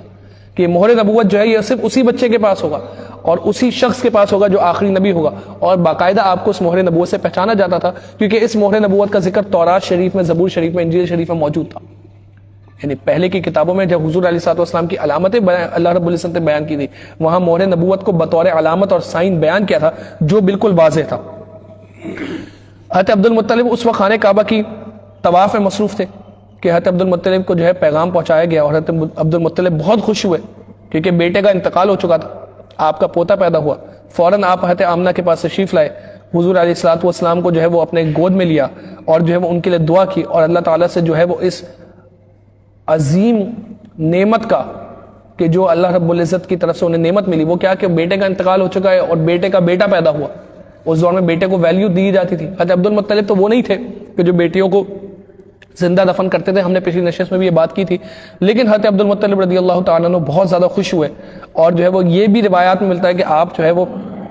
حضور علیہ الصلوۃ والسلام کو خانہ کعبہ کے پاس لے کر گئے، اور وہاں جو ہے وہ جیسے میں نے ذکر کیا کہ آپ نے حضور علیہ الصلوۃ والسلام کا نام مبارک جو ہے وہ احمد رکھا، اور آپ علیہ الصلوۃ والسلام کا نام مبارک محمد جو ہے وہ آپ کی والدہ نے رکھا۔ اسی طرح حضرت آمنہ رضی اللہ تعالیٰ عنہ بیان کرتے ہیں کہ میں نے اس رات ایسا نور نکلتے ہوئے دیکھا کہ میرا پورا گھر اس نور سے بھر گیا اور سارا عالم اس نور سے روشن ہو گیا، اور وہ ایسا نور تھا بیان کرتے ہیں کہ میں نے اپنے گھر میں بیٹھے ہوئے شام کے محلات کو دیکھ لیا، یعنی اتنا نور اور ایسی روشنی تھی کہ میں نے وہیں بیٹھے ہوئے شام کے محلات کو اپنے گھر سے دیکھ لیا۔ یہ حضرت آمنہ رضی اللہ تعالیٰ عنہ جو ہے وہ بیان کرتی ہیں۔ حضرت عثمان بن ابی عاص ان کی والدہ وہ کہتی ہیں کہ میں اس وقت موجود تھی جب سرکار علیہ الصلوۃ والسلام پیدا ہوئے۔ حضرت عثمان بن ابی العاص کی والدہ وہ کہتی ہیں کہ میں اس وقت موجود تھی جب حضور علیہ الصلوۃ والسلام جو ہے وہ وہاں پیدا ہوئے، اور میں نے دیکھا کہ ایک نور ظاہر ہوا جس نے گھر اور تمام در و دیوار کو نورانی کر دیا، اور ہمیں ایسا لگا، اور خود حضرت آمنہ نے بھی بیان کیا کہ وہ نور ایسا تھا، ہمیں ایسا لگا کہ ستارے بالکل قریب ایسے آ گئے، یعنی آسمان کے ستارے اتنا قریب آ گئے کہ مجھے لگا چھت پہ ستارے ہیں، ستارہ کتنا بڑا ہوتا ہے، ہمیں کتنا دور نظر آتا ہے. کہتے ہیں ایسا لگا کہ ستارے زمین کے نزدیک آ گئے. اور یہ عثمان بن ابی العاص کی والدہ بھی یہی بیان کرتے ہیں، حضرت آمنہ نے بھی ایک روایت میں بیان کیا کہ ہمیں یہ لگا کہ یہ ستارے ایسا نہ ہو ہم پر ہی گر جائیں آ کے، یعنی ایسا ہوا. اور احادیث صحیحہ اور مشہورہ کے میں نے روایت کیا کہ شام کے محلات کو حضرت آمنہ نے، اور یہ صحیح احادیث ہے اور مشہور احادیث ہے کہ حضرت آمنہ نے جو ہے وہ بیان کیا کہ میں نے جو ہے وہ شام کے محلات کو جو ہے وہ دیکھ لیا. حضرت عبد الرحمن بن عوف رضی اللہ تعالیٰ عنہ، یہ عشرہ مبشرہ والے صحابی ہیں، حضرت عبد الرحمن بن عوف رضی اللہ عنہ. ان کی والدہ کا نام ہے شفا. یہ بڑی عظیم خاتون ہے. یہ اس وقت حضور علیہ الصلوۃ والسلام کی ولادت کے وقت موجود تھی. اور روایات میں ہمیں یہ بھی ملتا ہے کہ سب سے پہلے جس کو حضور علیہ الصلوۃ والسلام نے جن کو گود میں اٹھایا، یعنی حضور علیہ الصلوۃ والسلام کو جنہوں نے سب سے پہلے گود میں اٹھایا وہ یہی عظیم خاتون شفا تھی، جو حضرت عبد الرحمن بن عوف رضی اللہ تعالی عنہ کی والدہ محترمہ تھی. یہ کیا بیان فرماتی ہیں؟ تو وہ کہتی ہیں کہ جس وقت حضرت آمنہ کے یہاں بیٹا پیدا ہوا تو سب سے پہلے وہ میرے ہاتھ میں آیا. اب آپ بیان فرماتی ہیں وہ ختنہ شدہ تھا، اور کہتی ہیں کہ پھر چھینک آئی، اور یعنی ان کو چھینک آئی، اور ان کی چھینک پر میں نے باقاعدہ آواز سنی کہ جیسے کوئی کہہ رہا ہے یرحمک اللہ. یعنی وہ کہتے ہیں چھینک انہوں نے ماری لیکن مجھے یرحمک اللہ کی آواز آئی کہیں سے. اور پھر آگے بیان فرماتی ہیں کہ مشرق و مغرب کے درمیان ہر چیز روشن ہو گئی، اور میں نے اس وقت شام کے محلات اور قصور یعنی شام کے محلات کو دیکھا میں نے. اور ایک روایت میں یہ بھی ملتا ہے کہ روم کے محلات کو دیکھا، اور ایک روایت میں شام کے محلات کا لفظ آیا، ایک روایت میں روم کے محلات کا لفظ آیا. اور کتابوں میں جو ہے وہ یہ بات ہمیں حضرت عبد الرحمن بن عوف رضی اللہ تعالیٰ عنہ کی والدہ کے حوالے سے باقاعدہ جو ہے وہ تفصیل کے ساتھ ہمیں ملتی ہے کہ انہوں نے یہ پورے واقعات جو ہے وہ بیان کیے. اسی طرح جو ہے وہ حضور علیہ الصلوۃ والسلام جب دنیا میں تشریف لائے تو اور عجائب و غرائب یہ ہوئے کہ عرب کے اندر جہاں پر فارس کی حکومت تھی، یعنی فارس کے لوگ جہاں پر تھے، یہ فارس کے لوگ جو ہے کہ آنکھ کی پوجا کرتے تھے. یعنی کسرا کی جو حکومت تھی، یہاں کے جو ماننے والے تھے یہ آنکھ کی پوجا کرتے تھے، مجوسی تھے. اور ان کی یہ بہت پرانی پریکٹس تھی کہ ایک آنکھ کو جلا کے رکھتے اور کئی ہزار سال تک جو ہے اس آنکھ کو یعنی بجھنے نہیں دیتے تھے. اور اس وقت بھی فارس کے اندر ایک آنکھ جو ہے وہ 1000 سال سے جل رہی تھی. اور اس آنکھ کے بارے میں آتا ہے کہ اسے ایسی جگہ پر انہوں نے رکھا ہوا تھا کہ جہاں ہوا کا گزر نہیں ہو، پانی کا گزر نہیں ہو، لکڑیاں وغیرہ ڈال کر اس آنکھ کو جلا کے رکھتے، اور نسل در نسل اس آنکھ کی حفاظت کی جاتی تھی. باقاعدہ سمجھنے کہ ایک ٹیم متعین ہوتی تھی کہ جو اس آنکھ کی حفاظت کرے گی. اب 1000 سال تک تو کوئی قوم ایک فرد تو نہیں زندہ رہ سکتا، ایک ٹیم تو نہیں، لیکن یہ نسل در نسل جو ہے وہ پریکٹس چلی آ رہی تھی کہ اس آنکھ کو بجھنے نہیں دینا، اور اس آنکھ کی وہ عبادت کیا کرتے تھے. اور کسرا یعنی فارس میں اس وقت بھی جو ہے وہ ایک آگ ایسی تھی جو 1000 سال سے جل رہی تھی. لیکن جس رات حضور علیہ الصلوۃ والسلام تشریف لائے دنیا کے اندر، اس رات وہ آگ جس کو 1000 سال سے انہوں نے جلا کے رکھا تھا اور بجھنے نہیں دیا تھا، خود بخود بجھ گئی. اور اسی طرح جو ہے وہ اس وقت سپر پاور جو تھے ان کے محلات کے اندر بڑے بڑے زلزلے آئے، اور جو ہے وہ بڑے بڑے زلزلے آئے. اور یہ ساری نشانیاں اس لیے تھی کہ اب حضور علیہ الصلوۃ والسلام جو ہے وہ دنیا میں تشریف لا چکے ہیں، تو اب اگر کسی کا راج ہے اور اب اگر کسی کی حکومت ہے تو وہ سرکار علیہ الصلوۃ والسلام کی ہی حکومت ہے. یہ ہمیں جو ہے وہ واقعات باقاعدہ کتابوں کے اندر ملتے ہیں. کسرا جو بادشاہ تھا، ایک تو یہ قیصر نا جن کا میں نے ذکر کیا، کسرا جو بادشاہ تھا،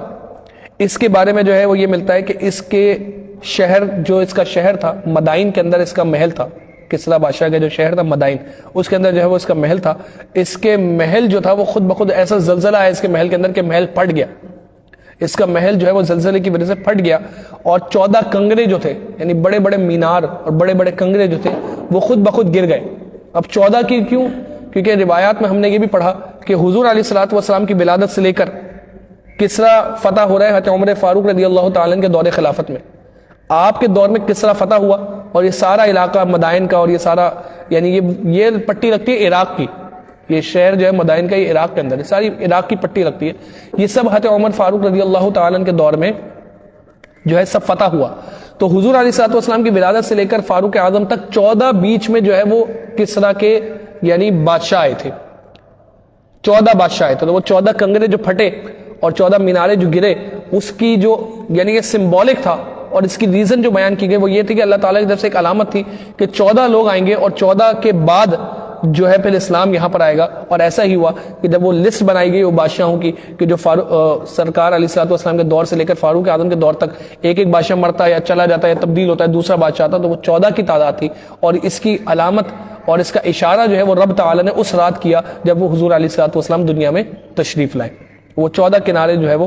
پھٹ گئے. اور شہر مدائن کے اندر اگر آج بھی آپ جائیں تو وہاں پر جو ہے وہ علاقہ وہ موجود ہے اور وہ محل موجود ہے کہ جس میں باقاعدہ دراڑیں پڑی ہوئی ہیں, اور باقاعدہ وہ جو زلزلہ حضور علیہ الصلوۃ والسلام کے دور میں آیا تھا وہ دراڑیں جو ہے وہ پڑی ہوئی ہے اور باقاعدہ دیکھا جا سکتا ہے. پچھلے سال جب بغداد شریف اور اس طرف جانے کا موقع ملا تھا تو شہر مدائن میں ہم اس طرف گئے تھے, لیکن کچھ سیکیورٹی وغیرہ کی وجہ سے وہ علاقہ بند کیا ہوا تھا. تو سمجھے بلڈنگ سے بہت ہی قریب تھے, یعنی اس محل سے بہت ہی قریب تھے, جہاں باقاعدہ جو ہے کچھ آثار اس کے باہر سے تو نظر آ رہے تھے, لیکن جہاں اندر واضح علامتیں موجود ہیں تو اندر جو ہے وہ سیکیورٹی والے نے ہمیں جانے نہیں دیا, تو وہ ہم نہیں دیکھ سکے. لیکن جو لوگ پہلے جا چکے ہیں انہوں نے باقاعدہ بتایا کہ وہ علامتیں اور وہ نشانیاں وہ ابھی تک جو ہے وہ وہاں پر موجود ہیں. اسی طرح جو ہے وہ آگ تو وہ بجھ گئی, اور اس آگ کو جتنی جلانے کی کوشش کرتے تھے وہ جل کے بھی نہیں دیتی تھی. اسی طرح جو ہے یہ سارے معاملات حضور علیہ الصلوۃ والسلام کی ولادت کے وقت جو ہے وہ ہوئے. ابو لہب کو مرنے کے بعد حضور علیہ الصلوۃ والسلام کے چچا جو حضرت عباس تھے اور ابو لہب کے بھائی تھے, حضرت عبداللہ کے بھائی تھے جو حضور علیہ الصلوۃ والسلام کی میں نے چچا حضرت عباس کا ذکر کیا, انہوں نے جو ہے وہ مرنے کے بعد, اور یہ بخاری شریف کی حدیث مبارکہ ہے, مرنے کے بعد جو ہے وہ ابو لہب کو دیکھا تو اس سے پوچھا کہ تیرے ساتھ کیا معاملہ ہوا. تو ابو لہب نے بیان کیا کہ میں بڑے برے حال میں ہوں, اور وہ نظر بھی آ رہا تھا. حضرت عباس خود بیان کرتے ہیں کہ میں نے جو ہے وہ سب بڑے برے حال میں دیکھا, لیکن وہ کہتا ہے کہ مجھے جو ہے وہ تھوڑا سا پانی پیر کے دن جو ہے وہ ملتا ہے, کہ تھوڑا سا پانی میری انگلی سے پیر کے دن آتا ہے جس سے میں چوس لیتا ہوں, مجھے تھوڑی آرام اور تھوڑا راحت ملتی ہے. تھوڑا آرام اور تھوڑی راحت مجھے ملتی ہے پیر کے دن, کہ پیر کے دن میری انگلی سے تھوڑا پانی نکلتا ہے. ابو لہب بیان کرتا ہے, اور جو ہے وہ میں اس کو چوستا ہوں, مجھے تھوڑا سکون ملتا ہے, ورنہ ہوں تو میں بہت برے حال میں اور عذاب کے اندر ہوں, اور ہمیشہ اسی عذاب میں رہوں گا. اور یہ حال باقاعدہ اس کا حضرت عباس رضی اللہ تعالیٰ عنہ نے دیکھا, اور بخاری میں یہ حدیث موجود ہے. تو اس کی وجہ کیا تھی کہ کیوں ابو لہب کو اتنا بھی فیور کیوں ملی, یعنی اتنا بڑا کافر کہ اس کی مذمت میں پوری صورت ایک بیان ہوئی, تو اس کو اتنی فیور بھی کیوں ملی. تو کتابوں میں ہمیں ملتا ہے کہ جس رات حضور علیہ الصلوۃ والسلام پیدا ہوئے تو ابو لہب کی لونڈی, یعنی ابو لہب کی باندی, اس کا نام تھا سویبیہ. سویبیہ نے ابو لہب کو جا کر خبر دی کہ تمہارے بھائی کے یہاں جو ہے وہ لڑکا پیدا ہوا ہے. تو وہ یہ خبر سن کر اتنا زیادہ خوش ہوا کہ اس نے اپنی انگلی کے اشارے سے سویبیہ کو آزاد کر دیا. یعنی جو اس کی باندی جس نے اس کو خبر دی تو وہ اتنا زیادہ خوش ہوا کہ اس نے انگلی سے اشارہ کیا اور اپنی باندی کو کہا کہ تم آزاد ہو. تو اب دیکھا جائے تو وہ خوشی اس کو اس بات کی نہیں تھی کہ آخری نبی آ رہے دنیا میں, کیونکہ پتہ ہی نہیں تھا اس کو. تو اس کو خوشی اس بات کی تھی کہ میرا بھائی جو انتقال کر چکا ہے اس کے یہاں جو ہے وہ لڑکے کی ولادت ہوئی. تو اپنے بھتیجے کی تشریف آوری پر اور اپنے بھتیجے کے دنیا میں آنے پر جو ہے وہ ابو لہب نے خوشی منائی. تو اس کافر کو, اور ایسا بدبخت کافر کہ پوری صورت اس کی مذمت میں بیان کی گئی, اس کافر کو جو ہے یہ اللہ رب العزت کی طرف سے یہ آسانی ملی کہ پیر کے دن, چونکہ حضور علیہ الصلوۃ والسلام کی تشریف آوری پیر کے دن ہوئی تھی,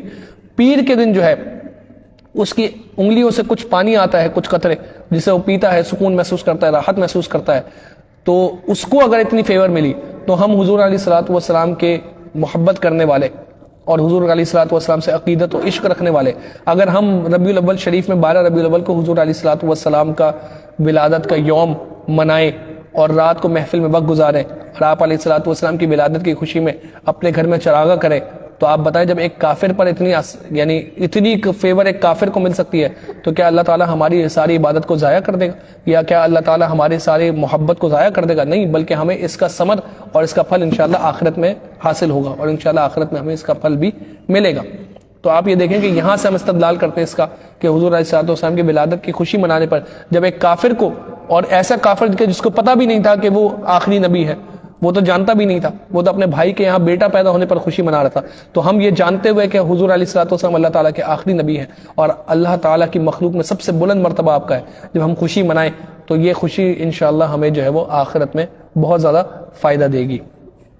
آج کی نشست کو ہم یہیں پر جو ہے وہ اختتام کرتے ہیں. کچھ ضروری یہ بات کہ حضور علیہ الصلوۃ والسلام کی ولادت کی ڈیٹ کے حوالے سے اختلاف ہمیں کتابوں میں ملتا ہے کہ 12 ربیع الاول کو پیدا ہوئے آپ، یا آپ علیہ الصلوۃ والسلام کی ولادت کی ڈیٹ کوئی اور تھی. جیسے 2 ربیع الاول کا قول بھی ملتا ہے، 12 کا بھی قول ہے، اور جو ہے وہ 8 ربیع الاول کا قول بھی ہے، دیگر اور اقوال بھی موجود ہیں. لیکن مشہور قول اور زیادہ جس قول کو ترجیح دی گئی وہ 12 ربیع الاول کا قول ہے. تو اب ولادت اگر 2 کو بھی منائی جائے تو بھی کوئی حرج نہیں، 8 کو بھی منائی جائے تو بھی کوئی حرج نہیں، 12 کو بھی منائی جائے تو بھی کوئی حرج نہیں. جو اعتراض کرنے والا ہے وہ ربیع الاول کے مہینہ شروع ہوتے ہی سب سے پہلے یہ اعتراض کرے گا کہ بھائی 12 کی ڈیٹ تو فکس نہیں ہے، یعنی 12 کے علاوہ بھی اور ڈیٹس مورخین نے بیان کی ہیں، اور جو ہے وہ 12 کے علاوہ جو ہے وہ 10 کی ڈیٹ بھی ہے، 8 کی ڈیٹ بھی ہے، اور 2 تاریخ بھی ہے کتابوں کے اندر ملتی ہے. تو ہم ان سے یہی کہتے ہیں کہ دیکھو بات جو ہے وہ حضور علیہ الصلوۃ والسلام کی ولادت کی خوشی منانے کی ہے. آپ کو اگر 2 کا قول لگتا ہے آپ 2 کو خوشی مناؤ، ہم آپ کے ساتھ ہیں. آپ کو 8 کا قول لگتا ہے آپ 8 کو خوشی مناؤ، ہم آپ کے ساتھ ہیں. آپ کو 12 سمجھ آتا ہے 12 کو خوشی مناؤ. اصل ہے نفس محبت، اور یہ ہے کہ نفس محبت یہ ہے کہ خوشی منانا، اصل خوشی منانا، اصل یہ ہے کہ دل میں اس کی اس نعمت جو حضور علیہ الصلوۃ والسلام کی صورت میں ہمیں ملی، اس نعمت کی قدر کرنا، اس نعمت پر اللہ رب العزت کا شکر ادا کرنا، اصل یہ ہے. اب آپ کو جو تاریخ سمجھ آتی ہے آپ اس تاریخ پر کر لیں، ہم آپ کے ساتھ ہیں. اور ہم اگر ہمیں 12 نہ سمجھ آتی ہے تو ہم 12 کو کرتے ہیں. اور بلکہ دیکھا جائے تو ہم اہل سنت و جماعت تو سارا سال ہی حضور علیہ الصلوۃ والسلام کی ولادت کی خوشی مناتے ہیں. ہمارے یہاں پر بچہ پیدا ہو تو محفل میلاد سجائی جاتی ہے، ہمارے یہاں پر شادی بیاہ ہو تو محفل میلاد سجائی جاتی ہے، ہمارے یہاں پر کسی کا انتقال ہو تو محفل میلاد سجائی جاتی ہے. تو ہم تو پورا سال ہی حضور علیہ الصلوۃ والسلام کی ولادت مناتے ہیں. جو اس میں بہت زیادہ جو ہے وہ ٹیکنیکل ہوتے ہیں، بہت زیادہ اس میں جو ہے وہ اپنے آپ کو بہت زیادہ کنفیوز کرنے کے لیے خود بھی کنفیوز ہوتے ہیں اور عوام کو بھی جان بوجھ کر کنفیوز کرنے کے لیے اور فتنہ پھیلانے کے لیے کرتے ہیں. ان کو سوچنا چاہیے کہ بھائی آپ کو کیا مسئلہ ہے، کیا آپ کو اس دن سے ہی مسئلہ ہے؟ تو اگر آپ کو اس دن سے مسئلہ ہے تو پھر آپ کی بیماری کا تو علاج پھر ہم نہیں کر سکتے، کیونکہ جس کے اندر بغض لگ گیا ہے جس کو، اور جس کے پاس واضح دلائل موجود ہونے کے بعد بھی بغض جو ہے وہ ایسا ہے کہ جو اندر سے کھا رہا ہے اور آپ کو بغض جو ہے وہ لگ گیا ہے، تو پھر ہم اس کا کچھ نہیں کر سکتے. ہاں اگر آپ حضور علیہ الصلوۃ والسلام سے محبت کرتے ہیں اور محبت کرتے ہیں تو پھر محبت کا تقاضا یہ ہے کہ پھر حضور علیہ الصلوۃ والسلام کی تشریف آوری پر خوشی منائی جائے کہ قرآن کی آیتیں بھی اس پر دلالت کرتی ہیں اور احادیث طیبہ بھی اس پر دلالت کرتی ہیں. تو اب آپ کو 2 کا قول سمجھ آتا ہے آپ 2 کو یہ کام کریں، ہم آپ کے ساتھ ہیں. آپ کو کوئی اور قول سمجھ آتا ہے اب اس پر یہ کام کریں، ہم آپ کے ساتھ ہیں. لیکن اصل یہ ہے کہ محبت منائی جائے اس نعمت عظمیٰ کا، اور سب سے بڑی نعمت جو اللہ تعالیٰ کی طرف سے عطا ہوئی، اس کا شکر بجا لایا جائے. اللہ تعالیٰ ہم سب کو حضور علیہ الصلوۃ والسلام سے حقیقی اور سچی محبت کرنے کی توفیق عطا فرمائے. وآخر دعوایا ان الحمد للہ رب العالمین.